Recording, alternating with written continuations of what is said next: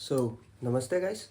और आज हम लोग पढ़ने वाले हैं ह्यूमन रिप्रोडक्टिव सिस्टम के बारे में। ह्यूमन रिप्रोडक्टिव सिस्टम होता क्या है, इसमें मैं आपको डिटेल में बताऊंगा और अच्छे से समझाने की कोशिश करूंगा, क्योंकि ये क्वेश्चन बार बार बोर्ड्स में आता है और बहुत इंपॉर्टेंट क्वेश्चन है। तो आप लोग बिल्कुल ध्यान से पढ़िएगा। ओके,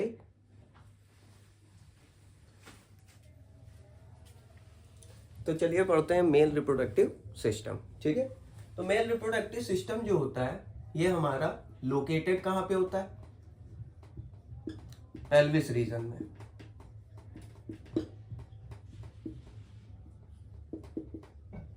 ठीक है, तो मेल रिप्रोडक्टिव सिस्टम जो है ये हमारा लोकेटेड होता है पेल्विस रीजन में। नेक्स्ट देखो, इसमें क्या क्या चीजें आती हैं, इंक्लूड इसमें क्या क्या होता है? इसमें 4 चीजें इंक्लूड होती हैं। सबसे पहली चीज होती है टेस्टिस। ठीक है, दूसरी चीज होती है एसेसरी डक्ट।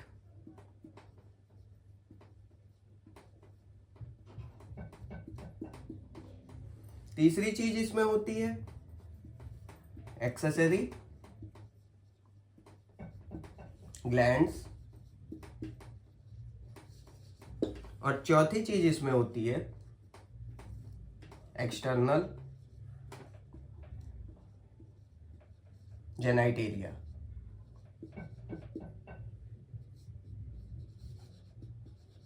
ठीक है, तो ये इतनी चीजें बहुत अच्छे से बिल्कुल ध्यान में रख के चलनी है। सबसे पहले चीज क्या हो गई? मेल रिप्रोडक्टिव सिस्टम जो हमारा, सॉरी ये गलत हो गया, इसको ठीक कर लेना। लोकेटेड कहाँ पे होता है? पेल्विस रीजन में। ठीक है, सबसे पहले ये लोकेटेड कहाँ पे होता है? पेल्विस रीजन में। अब इसमें क्या क्या चीजें आती हैं, क्या क्या इसके मेन पार्ट्स होते हैं उसको देखिएगा। सबसे पहली चीज होती है इसमें टेस्टिस। ठीक है, दूसरी चीज होती है एक्सेसरी डक्ट्स, तीसरी चीज होती है एक्सेसरी ग्लैंड्स, और चौथी चीज होती है एक्सटर्नल जेनाइटेरिया। बिल्कुल इसको अच्छे से ध्यान में रख के चलना है। फिर इन 4 चीजों को हम लोग अच्छे से समझेंगे कि ये क्या होते हैं। आप लोग को बहुत अच्छे से ध्यान रख के चलना है। ओके, चलिए टेस्टिस को देख लेते हैं। टेस्टिस जो होती है 1 पेयर होती है, ओवल शेप की होती है।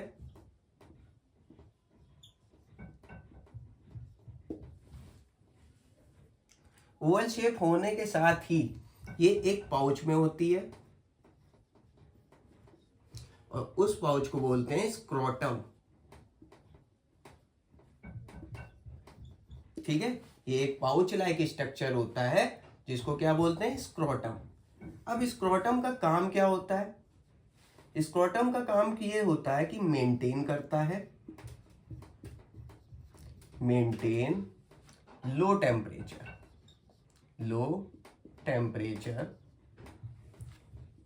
2 से 2.5 डिग्री सेल्सियस तक की। ठीक है, 2 से 2.5 डिग्री सेल्सियस क्या रखता है? ये टेम्परेचर कम रखता है। क्या रखता है? टेम्परेचर कम रखता है, less than normal body temperature. अब ये क्यों टेम्परेचर कम रखता है?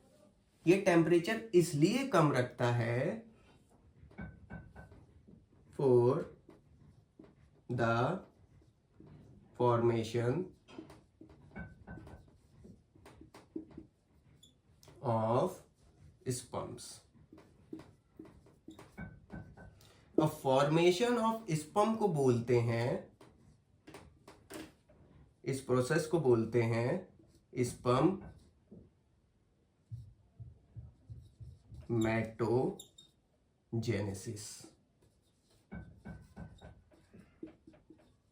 ठीक है, अब एक बार बिल्कुल अच्छे से समझिएगा, मैं बिल्कुल एक बार रिपीट कर रहा हूं।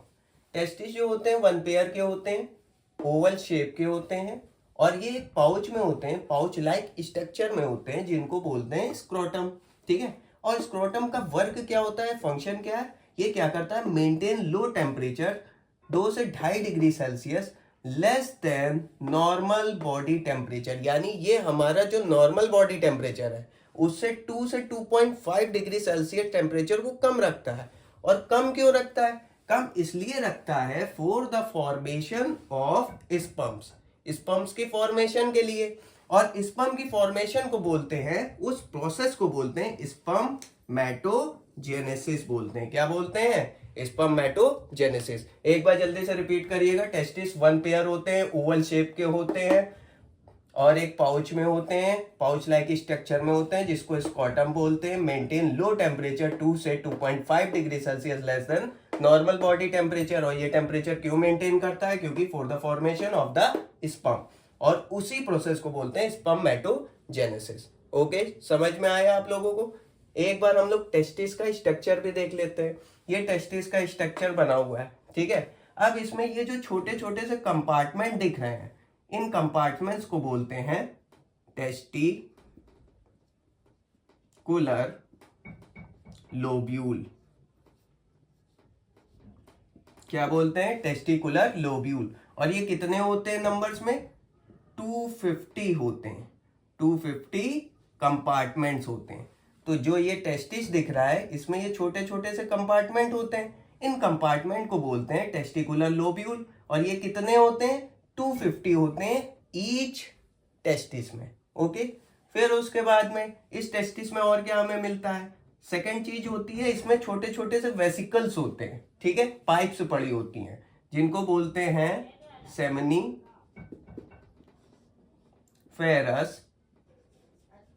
टिब्यूल। ठीक है, सेमनीफेरस टिब्यूल। फिर उसके बाद इसमें तीसरा स्ट्रक्चर, ये जो सेमनीफेरस टिब्यूल है, ये आगे जाके कनेक्ट होता है छोटी छोटी सी वेसल से, जिनको हम लोग बोलते हैं रीटी टेस्टिस। रीटी टेस्टिस, ठीक है। ये रीटी टेस्टिस कनेक्ट होकर एक पाइप में जाती हैं। ये जो पाइप दिख रही हैं, इनको बोलते हैं वासा एफरेंशिया।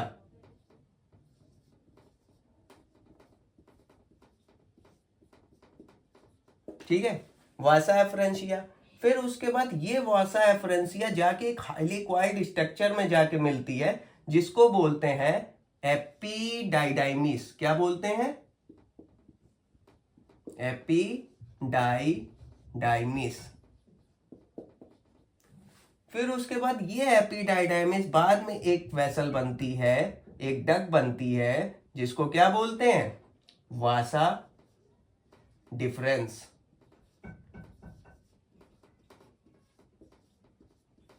ठीक है, एक बार बहुत अच्छे से स्ट्रक्चर को देखिएगा। ये टेस्टिस बनाया हुआ है, ये टेस्टिस में कंपार्टमेंट दिख रहे हैं। तो ये 250 कंपार्टमेंट्स होते हैं। इन कंपार्टमेंट्स को दूसरे नाम से जानते हैं टेस्टिकुलर लोब्यूल। ठीक है, इन टेस्टिकुलर लोब्यूल्स में इस तरीके से क्या होते हैं? 2 से 3 वेसल्स पाई जाती हैं, या ट्यूब लाइक स्ट्रक्चर पाया जाता है, जिसको क्या बोलते हैं? Seminiferous tubule. तो ये हमारा पहला नंबर हो गया, टेस्टिकुलर लोब्यूल। इसके अंदर दूसरी चीजें क्या पाई जाती हैं? 2 से 3, हर टेस्टिकुलर लोब्यूल के अंदर 2 से 3 सेमनीफेरस टिब्यूल पाए जाते हैं। फिर उसके बाद तीसरी चीज आती है, सेमनीफेरस टिब्यूल आगे जाके मिलकर क्या बनाते हैं?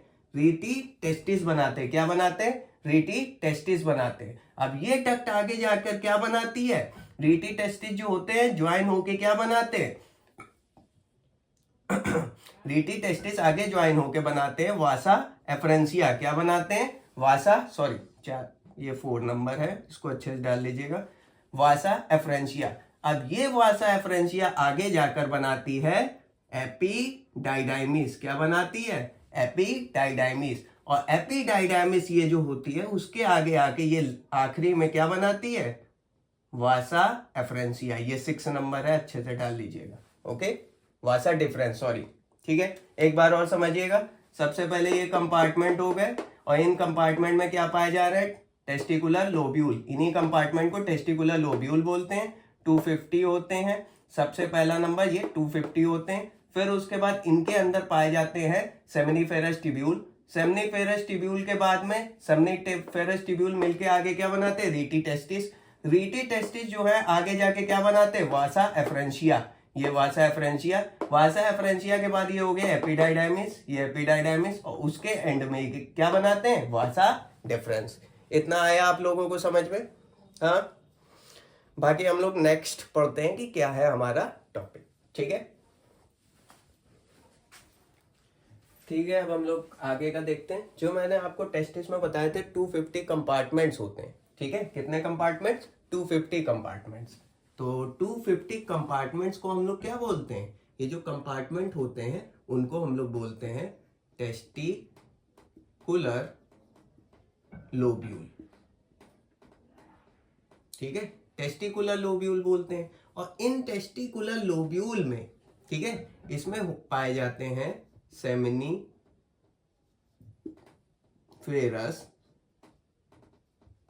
टिब्यूल। ठीक है, स्ट्रक्चर से समझोगे तो ज्यादा अच्छे से समझ में आएगा।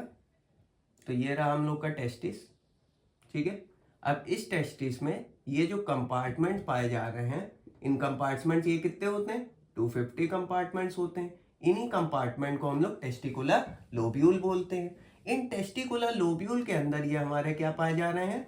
Seminiferous tubule. ठीक है, इतना समझ में आया? तो ये हमारे सेमनीफेरस टिब्यूल हो गए। ये सेमनीफेरस टिब्यूल 2 टाइप के सेल से मिलके बनते हैं। कितने टाइप के सेल से मिलके बनते हैं? 2 टाइप के सेल्स। बिल्कुल अच्छे से ध्यान रखिएगा। पहला होता है male germ cell, male germ cell, जिसको हम लोग बोलते हैं स्पर्मेटोगोनिया।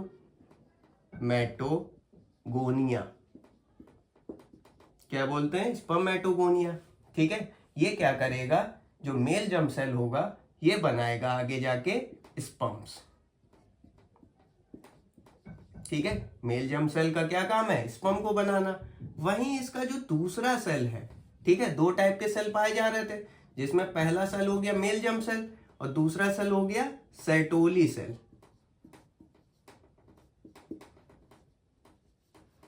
और ये सेर्टोली सेल क्या काम करेगा? ये सेर्टोली सेल जो होता है ये न्यूट्रिशन प्रोवाइड करता है।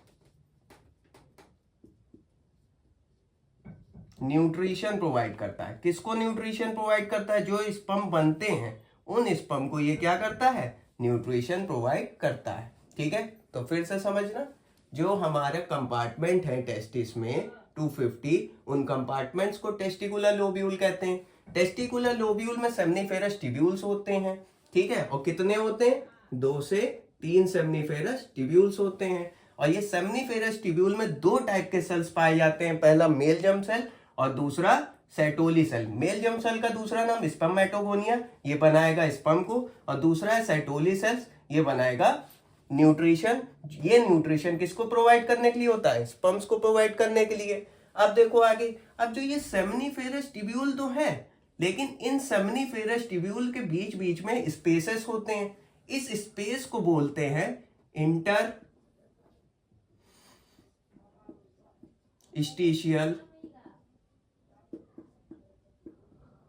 सेल्स, इंटरस्टिशियल सेल और लीडिक सेल।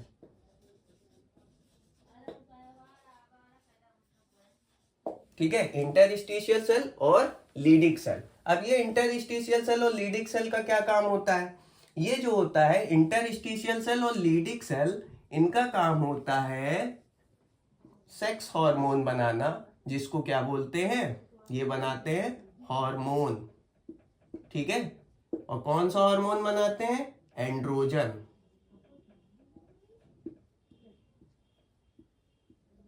बस खत्म हो गया। एक बार मैं रिपीट कर देता हूं एंड में, अच्छे से समझ में आ जाएगा।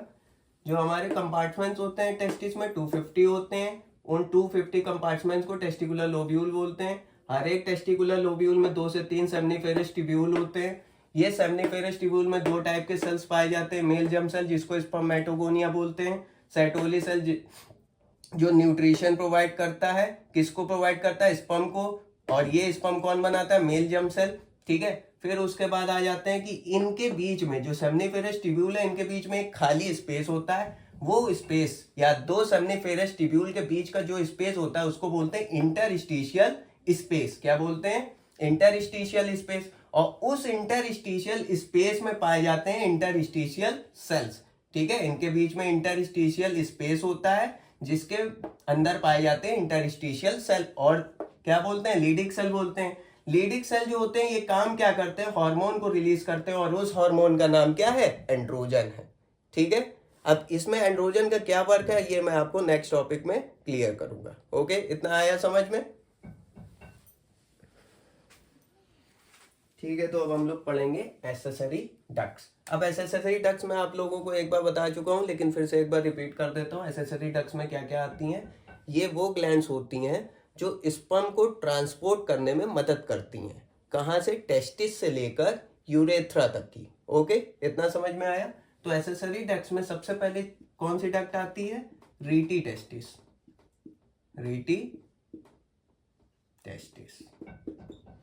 दूसरी कौन सी आती है, रीटी टेस्टिस से फिर स्पर्म कहां पे जाएगा, वासा एफरेंशिया।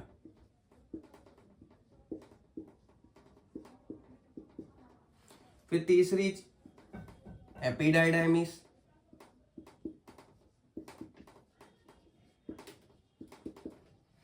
चौथा कहां पे जाएगा, एपिडाइडाइमिस के बाद में वासा डिफरेंस। उसके बाद स्पर्म जो है इजैकुलेटरी डक्ट के थ्रू बाहर निकल जाएगा। लेकिन जो हमारी एक्सेसरी डक्ट्स हैं वो कौन कौन सी है, स्पर्म तैयार होगा सेमनीफेरस ट्यूब्यूल में, उसके बाद रीटी टेस्टिस में आएगा, फिर वासा एफरेंशिया में आएगा, फिर एपिडाइडाइमिस में आएगा, और फिर वासा डिफरेंस के थ्रू यूरेथ्रा में जाकर इजैकुलेटरी डक्ट में चला जाएगा। ठीक है, और काम क्या होता है इन सब एक्सेसरी डक्ट्स का, transport of sperm from testis to the urethra. Okay, इतना समझ में आ गया? अब देखिए थर्ड टॉपिक पे आ जाते हैं एक्सेसरी ग्लैंड्स पे। अब एक्सेसरी ग्लैंड्स जो मेल में होती हैं ये कितने टाइप की होती हैं, 3 टाइप की होती हैं। कितने टाइप की होती हैं, 3 टाइप की। पहला तो सबसे पहली होती है सेमिनल वेसिकल। सेमिनल वेसिकल होती है। दूसरी ग्लैंड कौन सी होती है, एक होती है वन प्रोस्टेट,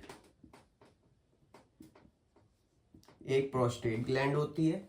ठीक है, फिर तीसरी चीज क्या होती है, third gland bulbo urethral gland होती है। ठीक है, अब जो 3 ये ग्लैंड्स होती हैं, अब फिर से एक बार समझ लीजिएगा। जो एक्सेसरी ग्लैंड्स होती है, सबसे पहले टेस्टिस आता है, फिर एक्सेसरी डक्ट्स आती हैं, फिर तीसरी चीज आती है हमारे तीसरे पार्ट में एक्सेसरी ग्लैंड्स। सबसे पहली ग्लैंड होती है सेमिनल वेसिकल, फिर एक प्रोस्टेट ग्लैंड होती है, फिर बल्बो यूरेथ्रल ग्लैंड होती है। अब ये जो 3 ग्लैंड्स होती हैं ये मिलकर बनाती हैं प्लाज्मा।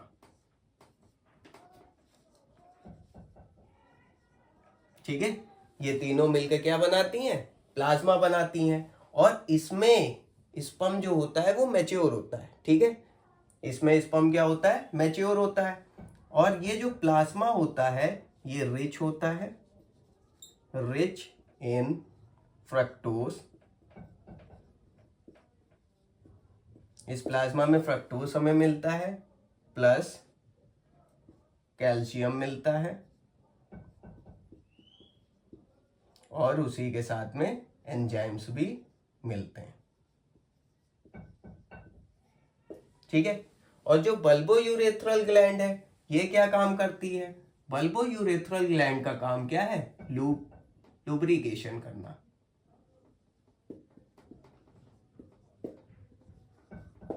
ये एक ऐसा सब्सटेंस निकालती है जो लुब्रिकेशन के वर्क में आता है। ठीक है, तो ये हम लोग का ग्लैंड्स का भी टॉपिक खत्म हो गया है। फिर से समझ लेना, एक्सेसरी ग्लैंड्स जो होती है 3 टाइप की होती हैं।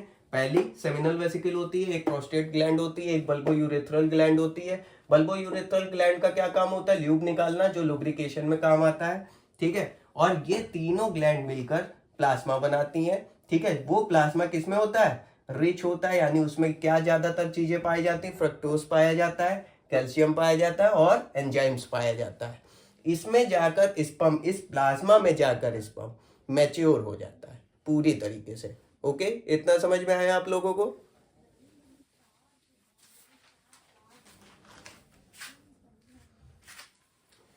ठीक है, अब हम लोग चौथा पार्ट को समझ लेते हैं।